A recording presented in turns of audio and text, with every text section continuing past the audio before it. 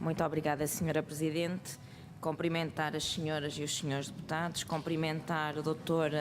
Castro Guerra e dizer que esta CPI pretende apurar se existem ou não rendas excessivas no setor da energia.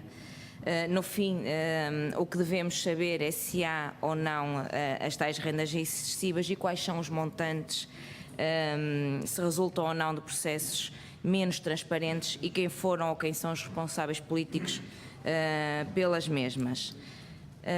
O senhor doutor, na sua exposição inicial, descreveu sumariamente o seu percurso profissional, fez a referência à sua intervenção no plano legislativo e no plano de ação.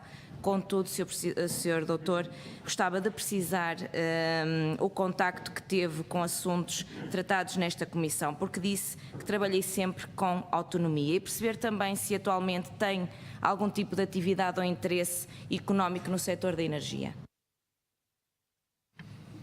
Não tenho, de facto, aliás, como demonstrei, nunca trabalhei na energia, não trabalho, não sou acionista de nenhuma empresa na área da energia, portanto não tenho nenhum interesse, não tenho nenhuma incompatibilidade com o setor da energia, nem nunca tive.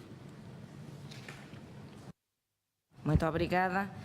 Tem-se falado muito ao longo destas audições do monstro elétrico. Em 2005 havia um consenso sobre a necessidade de aumentar a capacidade de produção de energia elétrica. Houve uma intensa discussão sobre as tecnologias a utilizar para assegurar a capacidade de produção de energia projetada respeitando os acordos entretanto estabelecidos relativamente às emissões de gases nocivos para o ambiente. A decisão dos vários governos, e o Sr. Doutor fez parte de um, foi apostar nas renováveis eólicas. Durante o governo de que fez parte, foram elaborados o Plano de Ação Nacional de Barragens e o Plano Nacional de Ação para as Energias Renováveis. Teve alguma intervenção nesses processos? Tive intervenção, como disse, nas energias renováveis, na pendente eólica. Em relação ao plano das barragens, ele é posterior, eu acho que ele já é digamos, isso foi uma, digamos, não tive intervenção nessa matéria. Não.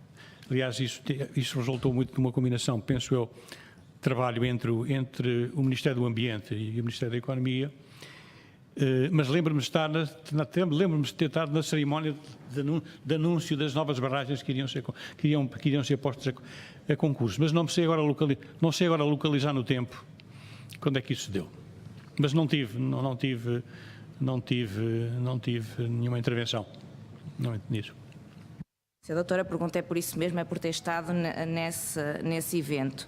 Pedia-lhe se poderia esclarecer esta comissão sobre o impacto que a concretização de ambos os planos tiveram para o setor energético, com destaque para o aumento da capacidade de produção elétrica.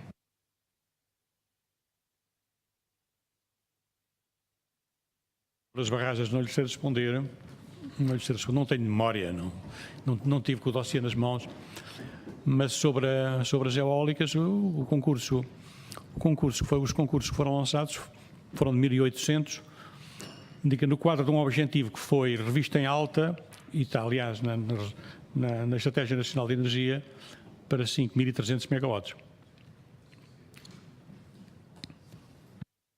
Muito obrigada. Nas audições anteriores foram várias vezes referida que os CAI e os COMECs, juntamente com um grande aumento de capacidade da produção de energia eólica, num regime de feed-in tariff, contribuiu para a criação de cocktail explosivo, aqui falado por diversas vezes, que geraria um verdadeiro monstro elétrico. Gostaria de saber se concorda com esse entendimento e porquê.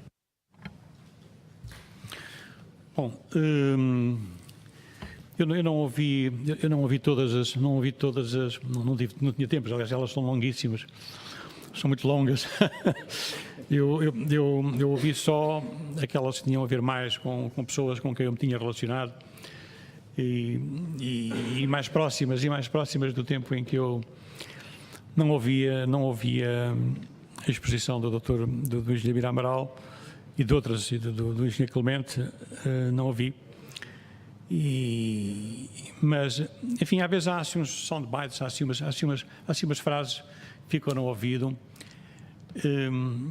mas também depois vi contrariar essa tese por outras exposições aqui, nomeadamente o doutor Peças Lopes, o professor Peças Lopes, que o fez, o doutor Miguel Barreto também fez a sua exposição em que contraria essa tese, não é?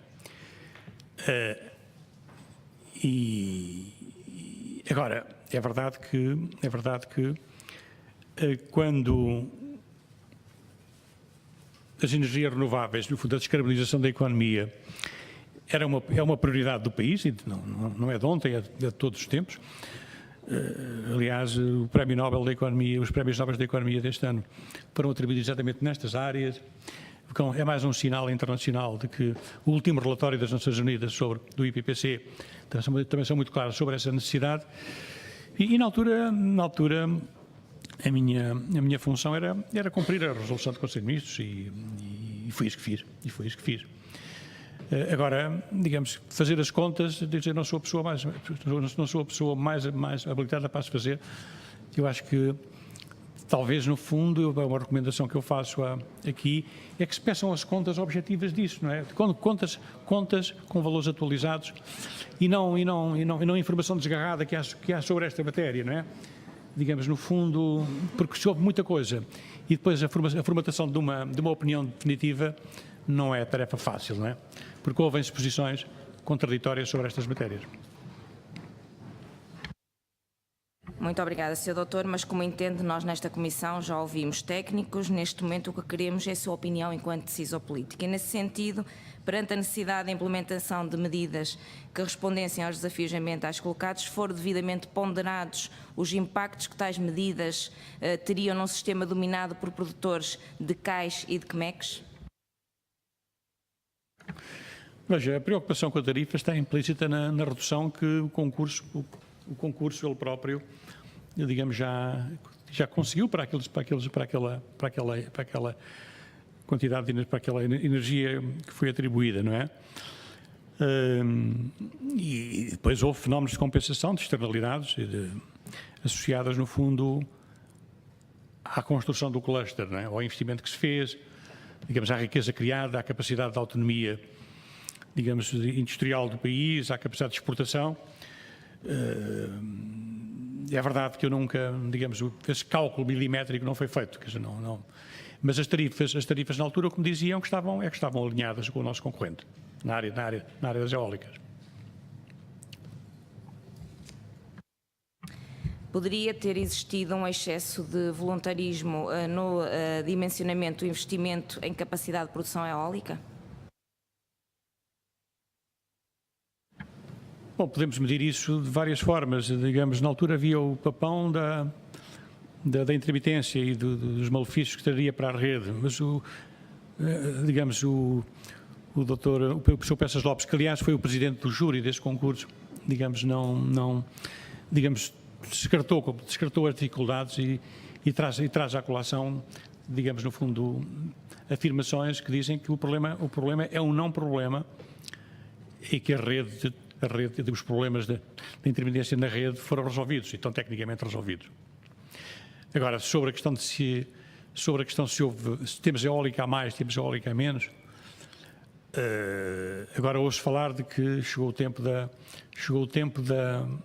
solar. Deixem-me dizer-lhes que eu na altura não era contra a solar, mas eu nunca, digamos, com exceção de uma que já havia compromisso do Estado, eu fui sempre contra grandes solares, digamos, grandes centrais solares, por causa do preço. O preço era muito elevado. Lembro de ter algumas conversas no gabinete digamos, de projetos de investimento para o Alentejo, que nunca tiveram uma agria. Eu era mais adepto da criação do produtor consumidor, dos pequenos produtores, não é? Nas habitações, do que, no fundo, soluções muito concentradas, porque o preço era muito elevado na altura. Lembro-me que na altura era francamente mais elevado do que o preço da eólica. A tecnologia até era mais cara, do ponto de vista do impacto que tinha sobre a energia. Tendo em consideração a resposta que nos deu, então não teria sido muito mais prudente aguardar uma maior maturidade das tecnologias e, consequentemente, a redução dos respectivos custos, programando um maior espaçamento temporal entre estes investimentos? Isso é um velho debate em economia, se o first moving ou second moving, né? Sabe, qualquer das atitudes tem vantagens e inconvenientes. Diria que teria sido mais prudente.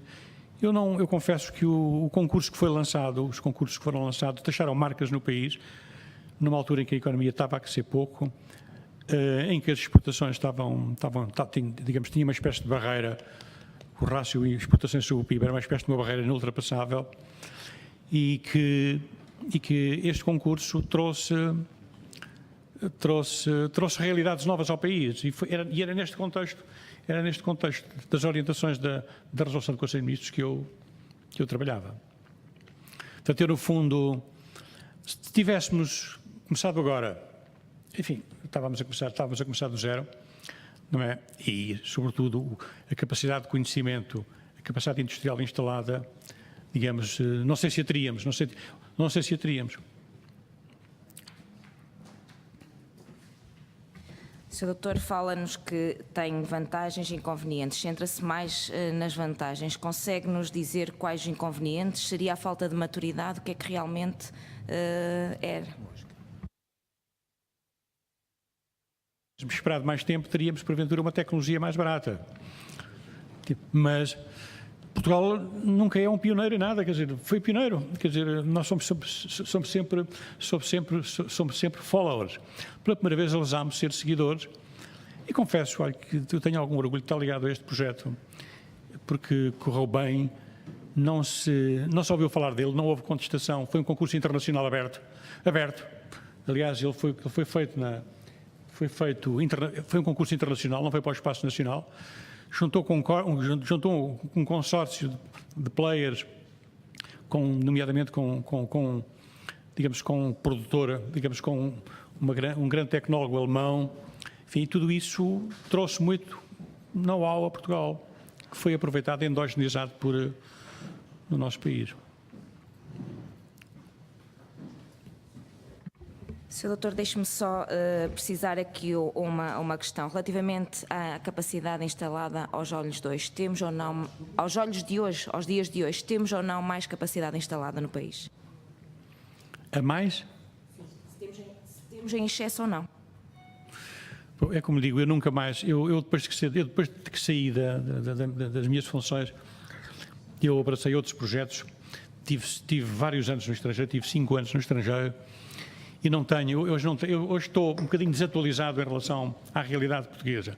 Eu cheguei há 13 meses a Portugal e, portanto, vivi 5 anos fora. Portanto, face à evolução que houve, eu não tenho opinião sobre isso, não tenho dados empíricos que me demonstrem, quer dizer, que fundamentem uma afirmação, digamos, que seja atualizada. Muito obrigada. Sr. Doutor, está de acordo que a ociosidade verificada no sistema existe, sobretudo, ou em maior medida, pela introdução de capacidade de produção elétrica através da energia eólica com as feed-in tariff, tal como sugerido em audições anteriores? Também ouvi em audições anteriores, nomeadamente na intervenção do Dr. Miguel Barreto e do Dr. Peças Lopes, de que, com exceção das centrais de ciclo combinado, todas as outras trabalharam bastantes horas ao longo do ano e, portanto, isso contraria um bocadinho a afirmação.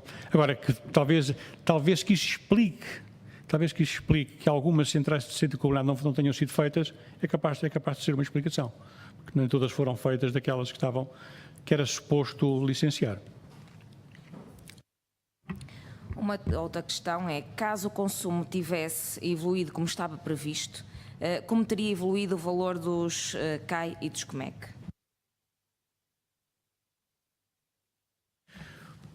Bom, na altura em que 2004, 2005, o governo é de 2005, nós vivíamos no gabinete sobre o síndrome da escassez da energia, da escassez da oferta de energia.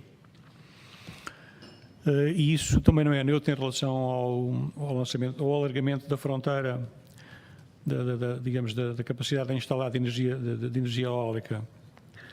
E como também não é neutro em relação, no fundo, ao licenciamento de centrais de ciclo combinado.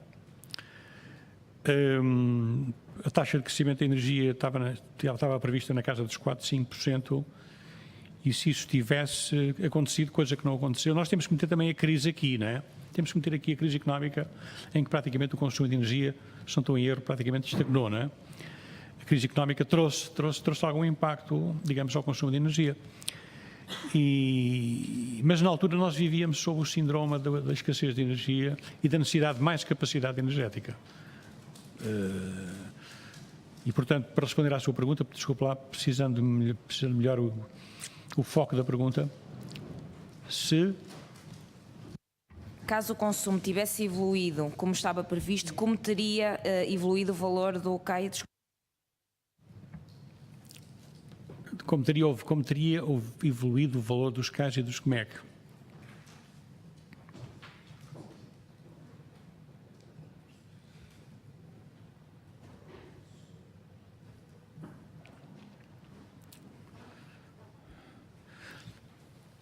Portanto, os CAIs estavam fixados, o valor dos CAIs estava definido, não é?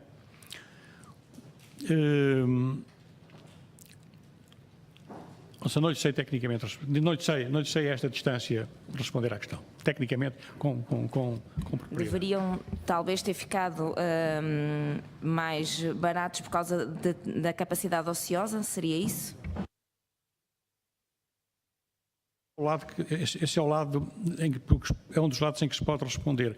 Se mais capacidade tivesse sido utilizada, mas dizem-me que se trabalhou muitas horas, foi o que eu recolhi aqui das centrais, das intervenções anteriores, que naturalmente, no fundo, o mercado teria remunerado mais essas mesmas centrais.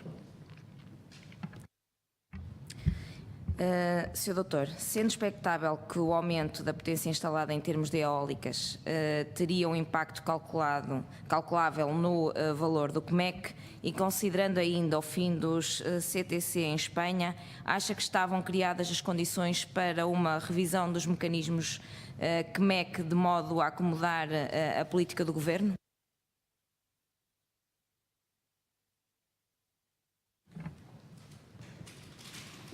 Confesso que eu não percebi o alcance da sua pergunta. Posso repetir, Sra. Presidente? Sendo expectável o aumento da potência instalada em termos de eólicas, teria o impacto calculado no valor dos CMEC e considerando ainda o fim do CTC em Espanha, acha que estavam criadas as condições para uma revisão do mecanismo de CMEC de modo a acomodar as políticas do Governo? Os CMECs não, quer dizer, no fundo, o 240-404 foi um diploma que nós, digamos que no gabinete se deu por adquirido, quer dizer, não, teve depois pequenas adaptações,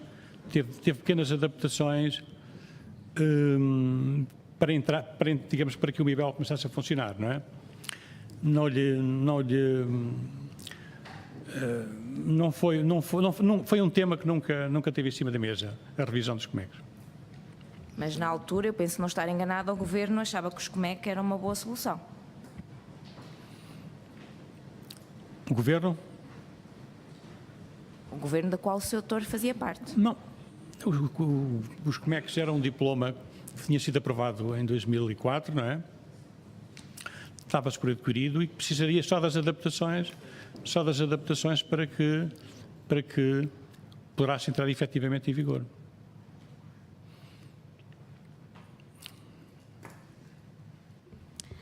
Sr. Doutor, falou aqui na sua exposição inicial do concurso para a atribuição de potência na energia eólica. Durante o tempo em que foi secretário de Estado, esse mesmo concurso foi lançado para a instalação de uma capacidade relevante de produção de energia eólica. Poderia descrever-nos qual foi o racional que presidiu a este concurso no que se refere à dimensão da capacidade a instalar e à metodologia do concurso? Portanto, o racional é que até à data tinham, digamos, a capacidade de produção de energias tinha-se atribuído de forma gratuita. Quer dizer, no fundo, ter um PIP dava direito a ser produtor de energia, não é? E desta vez, no fundo, amarra-se à concessão, digamos, à atribuição de energia um conjunto de exigências, como sejam desconto à tarifa, digamos, um cluster industrial e um fundo de investimentos, um fundo para investimento na área das energias renováveis de 50 milhões. O racional foi este. Foi passar de uma fase em que praticamente a energia tinha sido concedida de forma gratuita, digamos a capacidade, e passou a ser, houve uma contrapartida, digamos, a partir do potencial que a energia tem de gerar investimento, porque no fundo os equipamentos estavam a ser todos importados. Portanto, e nós criámos uma capacidade endógena nacional, digamos, que tinha metas em matéria de exportações, digamos, tinha obrigações em matéria de exportações e de alimentação do mercado doméstico. Portanto, isto faz a diferença. Relativamente a estas fases do concurso, o Orçamento de Estado obteve receitas diretas nas várias fases do concurso? Então, obtiveram-se 50 milhões e depois salvou mais 20, 70 milhões. Eu confesso isso, digamos, como é que esse dinheiro já não fui eu, quer dizer, esse dinheiro, não sei a que título é que entrou para o Estado. Não, porque depois o concurso foi um concurso internacional, isto teve os seus trâmites, digamos, no fundo, e depois houve o fecho do concurso e houve o pagamento, não sei se faseado, não tenho dados sobre a forma como foi contabilizado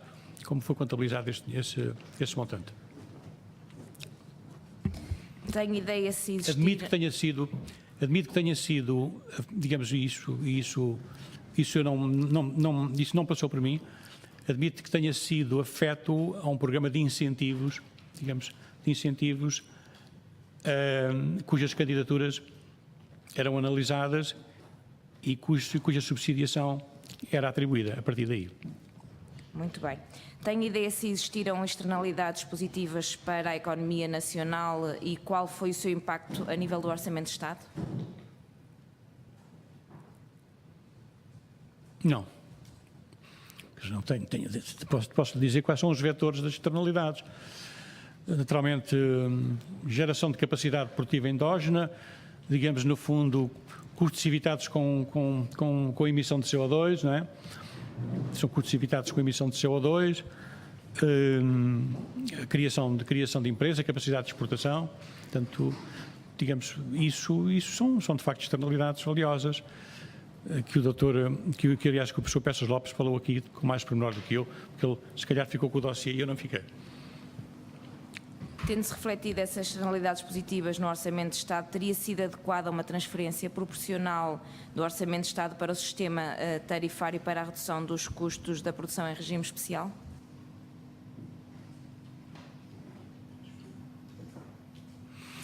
Não estava previsto essa orientação da aplicação dos 50 milhões ou dos 70, não estava previsto nesse sentido. Mas não deveria ter estado? O Sr. Hugo sabe que a história é a história, não é? Nós, quando estamos a julgar a história com os olhos de hoje, estamos sempre a cometer... Enfim, no fundo, a história tem esses... Quer dizer, quando nós julgamos a história com os condicionalismos da atualidade, gostaríamos muito de refazer a história, mas a história está lá, não é? Não é a descrição da história, a história como descrição, mas a história como factualidade. Nós não queremos fazer história, Sr. Doutor, mas queremos e estamos em condições de, neste momento, de poder avaliar, e é isso que estamos aqui a fazer. Caso todos os fatores mencionados fossem desenvolvidos no sistema elétrico por parte do Orçamento de Estado, qual seria o impacto no valor do quilowatt-hora médio da eólica?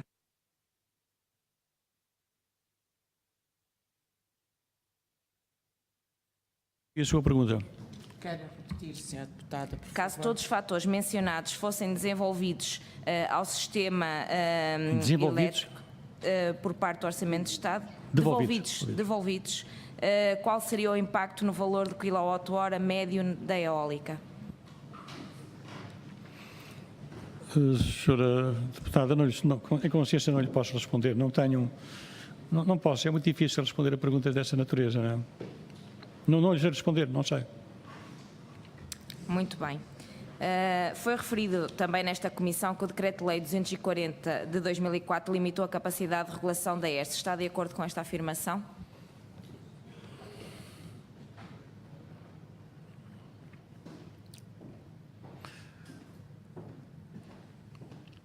Eu tive ontem, passei o fim de semana a ler este Decreto-Lei. E ouvi a intervenção do professor Vítor Santos nesse sentido. Quer dizer, no fundo, eu acho que não sei qual foi a intenção nesse domínio, quer dizer, digamos, dos autores deste diploma, mas nunca tinha lido a essa luz, e ontem, digamos, na breve leitura que dei, digamos, no fundo, digamos, não concluí por mim próprio isso, mas ouvi isso quando da intervenção do professor Vítor Santos. Bom, isso ele disse, ele era regulador, e aliás, curiosamente, foi por minha indicação que ele foi para o regulador, não é? Que é natural que sim, mas é natural que sim, digamos, tenho que acreditar naquilo que disse o professor Vítor Santos.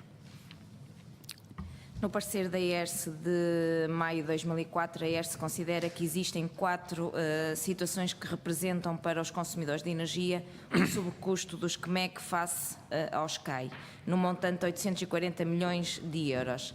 Na audição do Sr. Professor Jorge Vasconcelos e do Sr. Professor Vítor Santos, ambos ex-presidentes da ERSE, no período analisado por esta comissão de inquérito, quando questionados sobre a materialização destes sobrecustos previstos, concordaram que os mesmos não se materializaram absolutamente.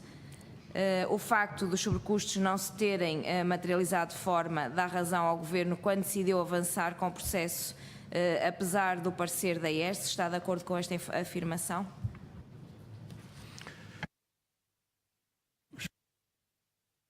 Desculpe, não estava ligado. Não estava ligado. E agora Agora está? está. Eu não conheço o parecer, eu não li o parecer da ERSE. Então, permita-me que continue relativamente ao parecer e dizer que o referido parecer alerta ainda para alguns cenários sobre cenários onde poderia resultar uma vantagem indevida para os produtores de energia. Um deles está atualmente a ser discutido em tribunal. Em 2004, a ERSE referiu que os produtores poderiam ter um benefício indevido decorrente da extinção da obrigatoriedade dos testes de disponibilidade. O Governo de que fez parte, o Sr. Doutor, não legislou no sentido de acomodar esse potencial de risco. Em 2013, o Governo da então PSD-CDS legislou no sentido de reintroduzir a obrigatoriedade dos testes de disponibilidade às centrais com CMEC. Em 2017, a ERSE refere que a inexistência da obrigatoriedade dos testes de disponibilidade no período entre 2008 e 2013 gerou uma vantagem para a EDP no valor de 285 milhões de euros. A EDP refere que a sua possibilidade de testar a disponibilidade das centrais sempre existiu e que está previsto no manual do operador de sistemas da ERSE, pelo menos desde 2008. Sr. Doutor, enquanto Secretário de Estado com o pelouro da energia, não legislou no sentido de acomodar as preocupações da ERSE, porque entendia que estas estavam cobertas por outra legislação, ou porque entendia que não havia o risco de a EDP aproveitar-se dos consumidores? Queira concluir, Neste Sra. caso, para concluir, Deputada. Sr. Presidente, e muito obrigada. Faça favor, não desligue. Sim, Mas faz. estamos desligados, não é? Não, faça favor de responder. Não, de facto não se legislou, quer dizer, não sabe que eu tomei consciência dessas coisas pela primeira vez quando ouvi algumas audições, não é? E mais uma vez estamos aqui perante e ao ouvir-se isso, digamos, poder-se ter feito, mas não se fez, quer dizer, não, se houve aqui uma intenção de não fazer, foi assunto de não fazer, digamos, no fundo, se há aqui alguma intenção deliberada no sentido de não fazer, não foi feito. Ou seja, não foi feito porquê? Não foi feito.